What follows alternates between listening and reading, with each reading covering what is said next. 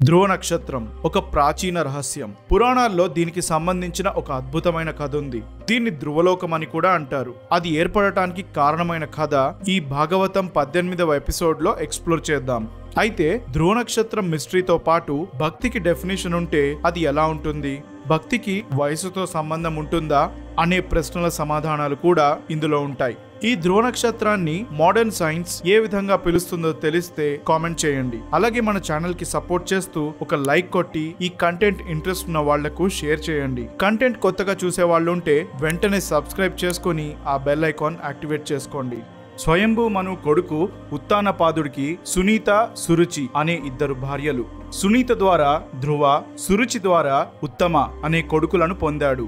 ఈ ఉత్తానపాదుడు తన రెండో భార్య సురుచినే ఎక్కువగా ఇష్టపడేవాడు. అయితే ఒకరోజు ఉత్తానపాదుడు తన కొడుకు ఉత్తముణ్ణి ఒడిలో కూర్చోపెట్టుకుని ఆడిస్తుంటే ధ్రువుడు ఆ దృశ్యం చూసి తాను కూడా తన తండ్రి ఒడిలో కూర్చోవాలని ఆశపడ్డాడు. మనసులో ఈ కోరిక పెట్టుకుని ముందుకు వెళ్తే సురుచి పరుగు పరుగున వచ్చి ధ్రువుణ్ణి పక్కకు లాగేసింది. నువ్వు మహారాజు కొడుకువే అయ్యుండొచ్చు, కానీ నా కొడుకువి కాదు. కాబట్టి నీ తండ్రి ఒడిలో కూర్చుని ఆడుకునే అదృష్టం నీకు లేదు. ఉత్తముడి అదృష్టం నీకు కలగాలంటే నువ్వు తీవ్రంగా తపస్సు చెయ్యాలి. కనీసం వచ్చే జన్మలోనైనా నా కొడుకుగా పుట్టాలని ఆ దేవుణ్ణి ప్రార్థించు అంటూ కఠినంగా మాట్లాడింది. ఉత్తానపాదుడు ఇదంతా చూస్తూనే ఉన్నాడు, కానీ సురుచిని అడ్డగిస్తూ ఒక్క మాట కూడా మాట్లాడలేదు. సవతి తల్లి మాటలకు ధ్రువుడు చాలా బాధపడ్డాడు. గాయపడిన పాముల మౌనంగా కూర్చున్న తన తండ్రి వైపు చూసి అక్కడి నుంచి తన తల్లి దగ్గరకు వెళ్ళాడు. జరిగిన సంఘటన చెప్పకుండానే గట్టిగా ఏడవటం మొదలుపెట్టాడు. అప్పుడు ఆ పిల్లవాడిని సునీత తన ఒడిలో కూర్చోబెట్టుకుని ఓదార్చి సేవకుల నుంచి విషయం అంతా తెలుసుకుంది. కాని ఆ పరిస్థితిలో బాధపడటం తప్ప ఏమీ చెయ్యలేకపోయింది.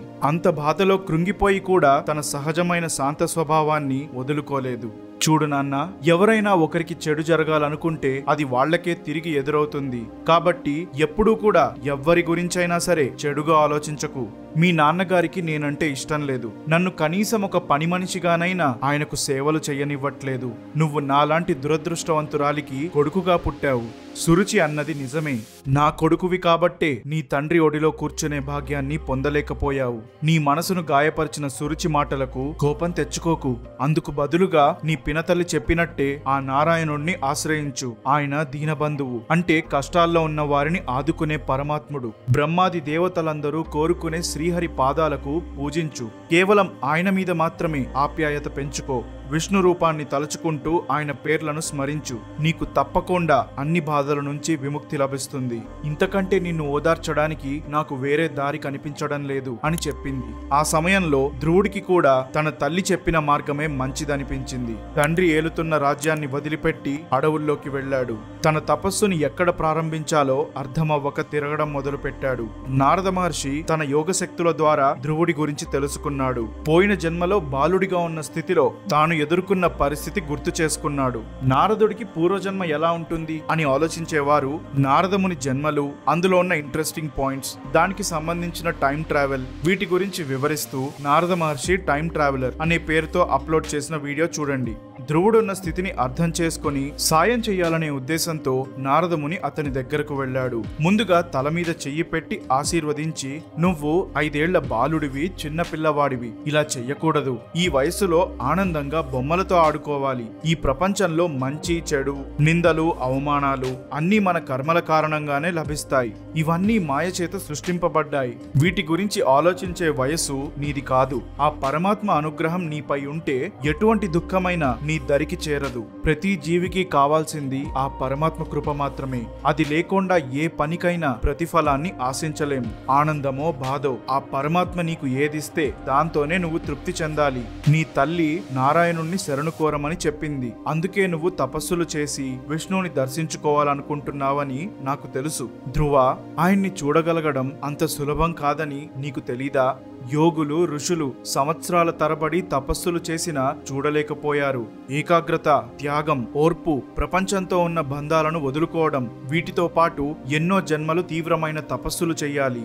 ఎన్ని చేసినా కూడా ఆ శ్రీహరి దర్శనం కష్టమే. కాబట్టి నీ మొండి పట్టుదల పక్కన పెట్టి నీ ప్రయత్నాన్ని మానుకో.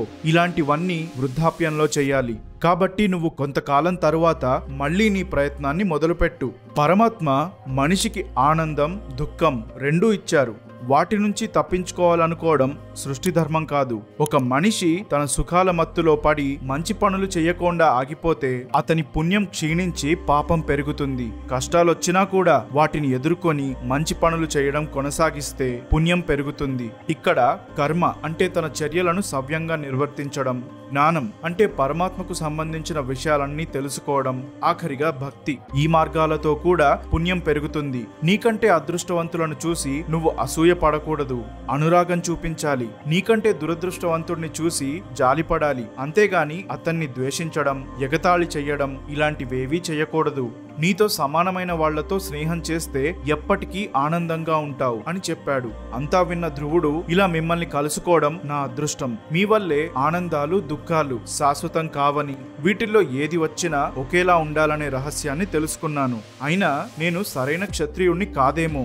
నా పినతల్లి అన్న మాటలు నా గుండెను చాలా లోతుగా గాయపరచడం వల్ల మీ మాటలను పూర్తిగా మనసులోకి తీసుకోలేకపోతున్నాను. ఒకవేళ తీసుకోవాలనుకున్నా అర్థం చేసుకోలేకపోతున్నాను. దయచేసి నా అజ్ఞానాన్ని క్షమించండి. నాకు కావాల్సిన దానికోసం ఉన్నత స్థానం కన్నా అత్యున్నతమైన స్థానాన్ని చేరుకోవాలనుకుంటున్నాను. అందుకు నారాయణుణ్ణి ప్రసన్నం చేసుకునే మార్గాన్ని చెప్పండి. మీరు లోకాలు తిరుగుతూ ఈ జగత్ శ్రేయస్సు కోసమే మీ వీణను వాయిస్తారని విన్నాను. నా మీద దయ ఉంచి అది నాకు నేర్పించండి అని వేడుకున్నాడు. అతని ఆలోచనలు, మధురమైన మాటలు విన్న నారదుడు ధ్రువుడికి సహాయం చెయ్యాలని నిర్ణయించుకున్నాడు. నీ తల్లి చెప్పినట్టు నారాయణుడు సకల ప్రాణులకు ఆశ్రయాన్నిచ్చే పరమాత్ముడు కాబట్టి నీ కోరిక నెరవేరే మార్గం నేను చెప్తాను. నీ పూర్తి ఏకాగ్రతను నారాయణుడిపై ఉంచి ధ్యానించు. ఆయన ఖచ్చితంగా నీ మాటలు వింటారు. నీ ప్రయత్నం నువ్వు చెయ్యి. ధ్రువ, పవిత్రమైన మధువనంలో యమునా నది ఉంది. అది విష్ణుమూర్తి ఎప్పుడూ ఉండే ప్రదేశం. ఆ నదిలో రోజు 3 సార్లు మునిగి ఆయన రూపాన్ని తలుచుకుంటూ ప్రాణాయామం చెయ్యి. అప్పుడు విష్ణుమూర్తి చాలా సులభంగా ప్రసన్నుడవుతాడు. ఓం నమో భగవతే వాసుదేవాయ ఈ మంత్రాన్ని ఉచ్చరిస్తూ పిలవడం వల్ల నారాయణుడు నీ దగ్గరికి తప్పకుండా వస్తాడు.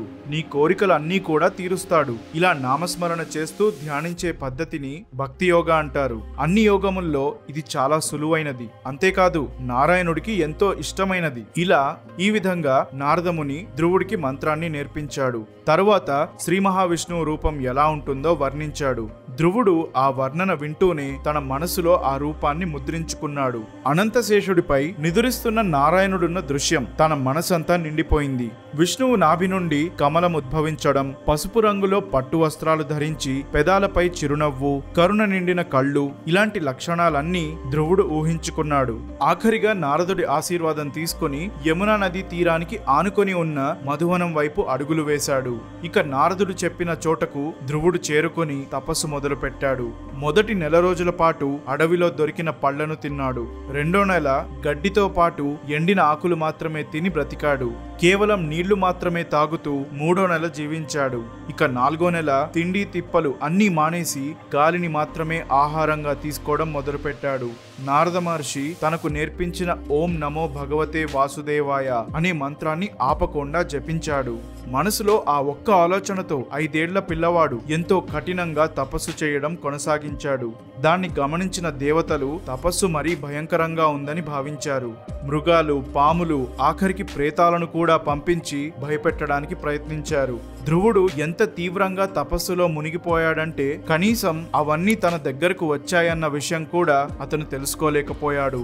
ముల్లోకాలు వనకడంతో చివరికి దేవతలందరూ నారాయణుడి దగ్గరకు వెళ్లారు. ప్రభు, ఇంతకు ముందెప్పుడూ ఇలా జరగలేదు. ధ్రువుడి కఠోరమైన తపస్సు కారణంగా ఎవ్వరూ ఊపిరి కూడా పీల్చుకోలేకపోతున్నారు. దయచేసి మా మీద జాలి చూపించి ఆ తపస్సు ఆగేలా చెయ్యండి అని ప్రాధేయపడ్డారు.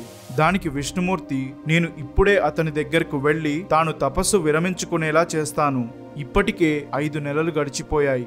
ఇక నా భక్తుడైన ఆ బాలుడిని నేను అనుగ్రహించాలి అని చెప్పి యమునా నది ఒడ్డుకు వెళ్ళాడు. ఇన్ని రోజులు తన మనసులో పూజించుకుంటున్న రూపం ఒక్కసారిగా కదిలినట్టు ధ్రువుడి కనిపించింది. తన సమాధి స్థితి నుంచి మేల్కొని కళ్ళు తెరిచి చూసేసరికి నారాయణుడు తన ముందు నిలబడ్డాడు. చూపులతోనే ఆస్వాదించే విష్ణు రూపాన్ని కళ్ళార్పకుండా చూస్తుండిపోయాడు. మనసుకి హత్తుకోవాలనే ఉద్దేశంతో తన చేతులు చాచి నిలబడ్డాడు. కంటి నుంచి నీరు కారి పెదాలపై చిరునవ్వు చిగురించింది. ఒక్కసారి ఒక్కసారిగా కాళ్లపై పడి నమస్కరించి పైకి లేచి అలానే రెప్పార్పకుండా చూస్తుండిపోయాడు. పెదాలు కదులుతున్నప్పటికీ నోటి నుంచి మాట రాకపోవడంతో కొంతసేపు నిశ్శబ్దంగా నిలబడ్డాడు. స్తుతించాలని ఉన్నా కూడా అది ఎలాగో తెలియక ధ్రువుడు అలా ఉన్నాడని విష్ణుమూర్తి అర్థం చేసుకున్నాడు. తెల్లటి మంచు వర్ణంలో ఉన్న తన శంఖంతో ఆ బాలుడి బుగ్గను సున్నితంగా తాకాడు. అలా చెయ్యగానే ఏదో గొప్ప మునీశ్వరుడిలాగా నారాయణుణ్ణి కీర్తించడం మొదలుపెట్టాడు. ధ్రువుడి అపారమైన భక్తికి నారాయణుడు ప్రసన్నుడయ్యాడు. నువ్వు దేనికోసం ఇదంతా చేస్తున్నావో నాకు తెలుసు. నీ కోరికలు నెరవేరుస్తాను. నీకు అనంతమైన లోకాలను ప్రసాదిస్తాను. అక్కడ సూర్యచంద్రులు, సప్తఋషులు నీ చుట్టూరా తిరుగుతారు. నీ తండ్రి కొంతకాలం తర్వాత నిన్ను రాజును చేసి శాంతిని వెతుక్కుంటూ వెళ్ళిపోతాడు. నా మీద, నా భక్తుల మీద ఎప్పటికీ నీకు భక్తిభావం ఉంటుంది. నా భక్తులతో కలిసి నీ జీవితమంతా గడుపుతావు. 30,000 సంవత్సరాలు రాజ్యపాలన చేసి యజ్ఞాలు జరిపిస్తావు. ఇక చివరికి ఇవన్నీ పూర్తయిన తరువాత నన్ను మళ్ళీ చూడగలుగుతావు. ఆఖరిగా నాతోనే శాశ్వతంగా ఉండిపోతావు. ఈ విషయాలన్నీ విష్ణు చెప్పి అదృశ్యమయ్యాడు. ఇక్కడ విష్ణు చెప్పిన స్థానం గురించి గమనించదగిన విషయం ఒకటి ఉంది. ధ్రువుడికి దక్కిన స్థానాన్ని ధ్రువలోకం అంటారు. అదే నేను మొదట్లో చెప్పిన ధ్రువ నక్షత్రం. మోడర్న్ సైన్స్ ప్రకారం నార్త్ పోల్ స్టార్ ని ఇదే ధ్రువలోకంతో ఉద్దేశిస్తారు. దీని గురించి చెప్పదగిన సైంటిఫిక్ డీటెయిల్స్ చాలా ఉన్నాయి. దానితో పాటు ఒక నక్షత్రాన్ని లోకమని ఎందుకు అన్నారు అనే ప్రశ్నల సమాధానాలు ఒక సెపరేట్ వీడియోలో డీటెయిల్డ్ గా ఎక్స్ప్లెయిన్ చేస్తాను. ఇక మిగతా కథలోకి వెళ్తే ధ్రువుడు అదే పనిగా నారాయణుడి రూపాన్ని తలుచుకుంటూ సాక్షాత్తు నారాయణుడే నాకు దర్శనం ఇవ్వడం వల్ల నా జన్మ ధన్యమయ్యింది. సనకాది మునులు, సప్తఋషులు వీళ్ళెవ్వరికీ దొరకని అదృష్టం నాకు దొరికింది. అయినా నాది మూర్ఖత్వం అనిపిస్తుంది. విష్ణు ప్రత్యక్షమైతే మోక్షం ప్రసాదించమని అడగనేలేదు. ఆ సమయానికి అది గుర్తు రాకపోవడం నా దురదృష్టం. నారదముని చెప్పినట్టే నా వయసుకి అంత జ్ఞానం లేదు. అనవసరంగా ఆయన మాటలు పక్కన పెట్టేశాను. ఉత్తమ లోకాన్ని ప్రసాదిస్తానని వరమిచ్చారు, కానీ అది ఇప్పుడే కావాలని నేను అడిగుండాల్సింది. దీనివల్ల నాలో అహంకార భావం ఇంకా ఉందని అర్థమవుతుంది. అది తలుచుకుంటే నా మీద నాకే అసహ్యంగా ఉంది. ఇలా ఆలోచిస్తూ బాధపడ్డాడు. ధ్రువుడితో మాట్లాడిన తరువాత నారుడు నేరుగా అతని తండ్రి ఉత్తానపాదుడి దగ్గరకు వెళ్ళాడు.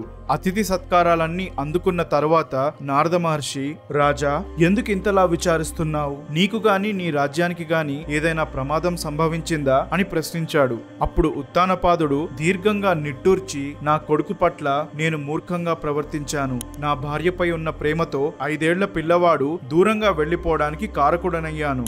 పాపం అడవుల్లో తిరుగుతూ అక్కడ ఎన్ని కష్టాలు పడుతున్నాడో ఏంటో. ఎలుగుబంటులు, నక్కలు, సింహాలు, పులులు, ఇతర క్రూర మృగాలు ఈ పాటికి నా కొడుకును తినేసి ఉంటాయి. ధ్రువుడు నా ఒడిలో కూర్చోవాలని ఆశపడ్డాడు. కాని మూర్ఖత్వంతో కళ్ళు మూసుకొని నేనది పట్టించుకోలేదు. నేను చూపించిన పక్షపాతం, నా భార్య అన్న మాటలు, వీటి వల్ల ధ్రువుడి మనసు గాయపడి మమ్మల్ని వదిలేసి వెళ్లిపోయాడు. ఇదే నా దుఃఖానికి కారణం. ఈ విషయం మీకు అర్థమవుతుందనుకుంటున్నాను అని అన్నాడు. దానికి నారదుడు అతని వైపు చూసి చిరునవ్వుతో, నీ కొడుకు గురించి దిగులు పడాల్సిన అవసరం లేదు. అతను సాక్షాత్తు ఆ శ్రీమన్నారాయణుడి రక్షణలో ఉన్నాడు. నీకు నీ కుమారుడి గొప్పతనం గురించి, అతని అద్భుతమైన భవిష్యత్తు గురించి ఇంకా తెలీదు. ధ్రువుడు పురుషుల్లో ఉత్తముడు. దేవతలు సైతం పొందలేనిది నీ కొడుకు పొందుతాడు. మహాత్ముడైన ధ్రువస్వామి తండ్రి ఉత్తానపాదుడిగా నీ పేరు ఎప్పటికీ నిలిచిపోతుంది. కంగారు పడుకు, అతను తొందరలోనే నీ దగ్గరకు వస్తాడు అని ధైర్యం చెప్పాడు. 5 నెలలు గడిచాయి. రాజు తన కొడుకు కోసం ఎదురు చూస్తూ రోజులు లెక్క పెట్టాడు. తన కొడుకు వస్తాడని తెలుసుకొని రాజ్య ప్రజలందరితో కలిసి అతన్ని స్వాగతించడానికి వెళ్ళాడు. ఉత్తానపాదుడితో పాటు సునీత, సురుచి, రాజు 2వ కొడుకు ఉత్తముడు అందరూ బయలుదేరారు. ధ్రువుడు రాజ్య ప్రాంగణంలోకి చేరుకున్న వెంటనే దూరం నుంచే ఉత్తానపాదుడు గుర్తుపట్టి తన రథం నుంచి కిందకు దూకి కొడుకు వైపు పరుగులు తీశాడు. ఆనంద బాష్పాలతో ధ్రువుణ్ణి గుండెలకు హత్తుకున్నాడు. తన తండ్రి, 2 తల్లులు వీళ్ల కాళ్లపై పడి ధ్రువుడు ఆశీర్వాదం తీసుకున్నాడు. గతంలో దురుసుగా ప్రవర్తించిన సురుచి కూడా ధ్రువుణ్ణి కౌగిలించుకుని దీర్ఘాయుష్మాన్ భవ అని దీవించింది. ఇలా ఏళ్లు గడుస్తూ వచ్చాయి. విష్ణు చెప్పినట్టుగానే ఉత్తానపాదుడు తన పుత్రుడికి రాజ్యాన్ని అప్పజెప్పి అడవిలో తపస్సు చేసుకోవడానికి వెళ్లిపోయాడు. ధ్రువుడు తన తెలివితేటలతో అద్భుతంగా రాజ్యపాలన జరుపుతూ అశ్వమేధ యాగంతో పాటు మరెన్నో యజ్ఞాలు చేస్తూ చాలా ఏళ్లు గడిపేశాడు.